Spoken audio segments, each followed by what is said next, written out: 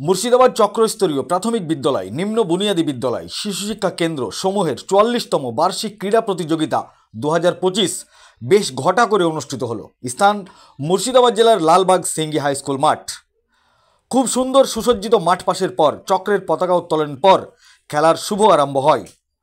উক্ত চক্রস্তরীয় খেলায় উপস্থিত ছিলেন মুর্শিদাবাদ লোকসভা কেন্দ্রের সাংসদ জনাব Abu Taher Khan, SI of school Murshidabad, Jiaganj Murshidabad panchayat সমিতির সভাপতি মহাশয়, এছাড়াও বিভিন্ন স্কুলের শিক্ষক শিক্ষিকাগণ এবং বিভিন্ন সরকারি দপ্তরের আধিকারিক, এছাড়াও গণ্যমান্য ব্যক্তিগণ উপস্থিত ছিলেন।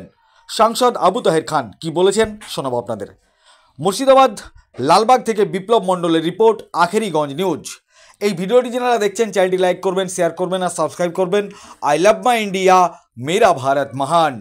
জানাই 44তম বার্ষিক ক্রীড়া প্রতিযোগিতার আজকে যারা প্রতিযোগী আমি দেখছি ভিত্তি স্ট্যান্ডে 1, 2, 3 দাঁড়িয়েই আছে, তাদেরকেও শুভেচ্ছা জানাই সমস্ত প্রতিযোগী যারা প্রতিযোগিতায় অংশগ্রহণ করছে তাদের সকলকেই। আমাদের এই যে খেলাধুলার বিষয়টা আমাদের মাননীয় মুখ্যমন্ত্রী ভীষণ গুরুত্ব দেন, বিশেষ করে প্রাইমারি স্কুল, হাই স্কুল সমস্ত খেলাধুলার ক্ষেত্রে ওনার মন মানসিকতা একটু অন্য ধরনের।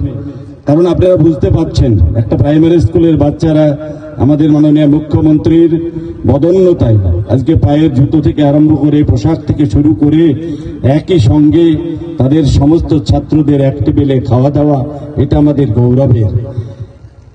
এই কারণেই, কারণ এক সময় আমরা দেখতাম বাচ্চাদের পায়ে, কারণ যারা বড় লোকের ছেলে তাদের পায়ে জুতো থাকতো, গরিব মানুষ তাদের গায়ে জুতো থাকতো না, হয়তো জামা কাপড়ও তাদের এক এক ধরনের থাকতো, গরিব মানুষ তারা সেইভাবে পোশাক পেত না।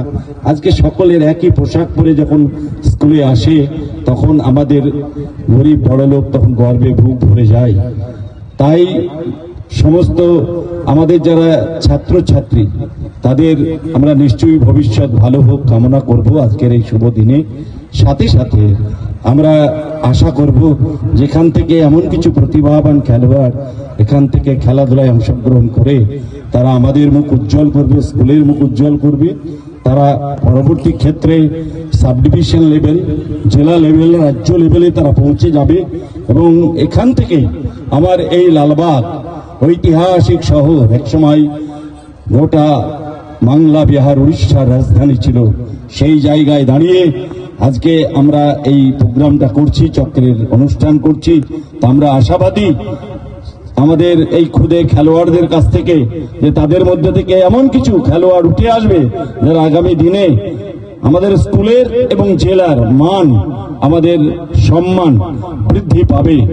আমরা তাদের সকলের সাফল্য কামনা করি ভবিষ্যতের, এবং পাশাপাশি লেখাপড়ার ক্ষেত্রেও তারা এগিয়ে যাবে, নিজের পায়ে দাঁড়িয়ে মাথা উঁচু করে তারা গর্ববোধ করবে আমরা মুর্শিদাবাদের অমুক স্কুলের ছাত্র, অমুক মাস্টারমশাই আমাদেরকে পড়িয়েছিল। একটু আগে একটা প্রোগ্রামে ছিলাম, আজকে থেকে সে ভদ্রলোক বলছিলেন একজন শিল্পপতি 30 বছর আগে একজন শিক্ষক তাকে শিক্ষাদান করেছে, আজকে তার কথা স্মরণ করে বলছে অমুক শিক্ষক, তার গুরুত্বপূর্ণ তত্ত্বাবধানে আমার লাইফ গড়ে উঠেছে।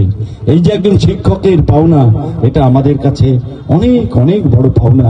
শিক্ষকরা এই পাওনার জন্য তাকিয়ে থাকে, সবটা টাকা পয়সায় হয় না।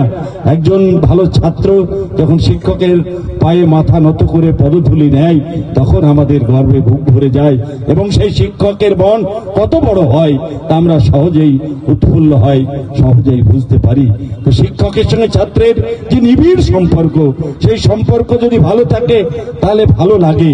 আজকে কোথায় যেন চিড় ধরছে, শিক্ষক এবং ছাত্রের মধ্যে স্নেহের যে বন্ধন, বাবা মার থেকে বেশি বন্ধন থাকে শিক্ষকের সঙ্গে ছাত্রের, সেই বন্ধন যেন কোথায় চিড় ধরছে, তখনই আমাদের মনে আঘাত লাগে, পরিবেশ নষ্ট হয় এবং আমাদের এই গ্রাম বাংলার আবহাওয়া দূষিত হয়।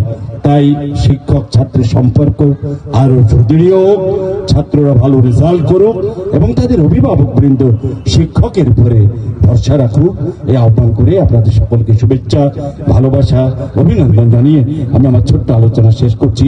সকলে ভালো থাকুন, ভগবান আপনাদের কল্যাণ করুক, নতুন বছর সবার জীবনে আরো সুন্দর হোক। ধন্যবাদ, নমস্কার।